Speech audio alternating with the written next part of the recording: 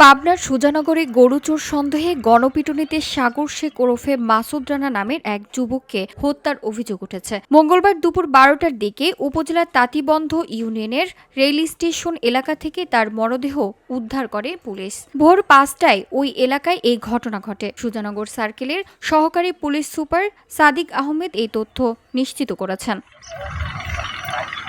নিহত সাগর নাজিরগঞ্জ ইউনিয়নের হাসামপুর এলাকার আব্দুল মতিন শেখের ছেলে। পেশায় তিনি কাঠমিস্ত্রি ও ভ্যান চালক ছিলেন।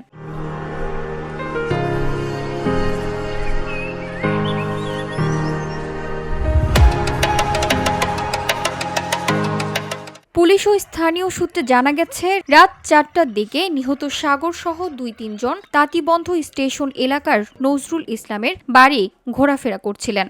তারা গরু চুরি করতে এসেছে সন্দেহে বাড়ির মালিক নজরুল ইসলামের ছেলে মনিরুল ইসলাম চিৎকার চেঁচামেচি শুরু করেন। এরপর এলাকার লোকজন জড়ো হয়ে সাগরকে আটক করে গণপিটুনি দিলে ঘটনাস্থলেই তার মৃত্যু হয়।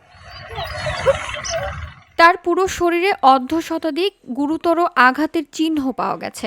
এছাড়া মাথা ও পায়ের একাধিক জায়গায় ধারালো অস্ত্রের আঘাত রয়েছে। পরে স্থানীয়দের কাছ থেকে খবর পেয়ে পুলিশ দুপুর 12টার দিকে ঘটনাস্থল থেকে মরদেহ উদ্ধার করে।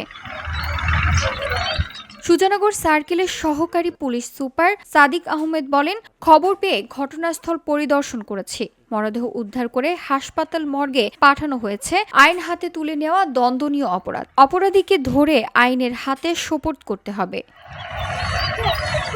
VOD Bangla news desk.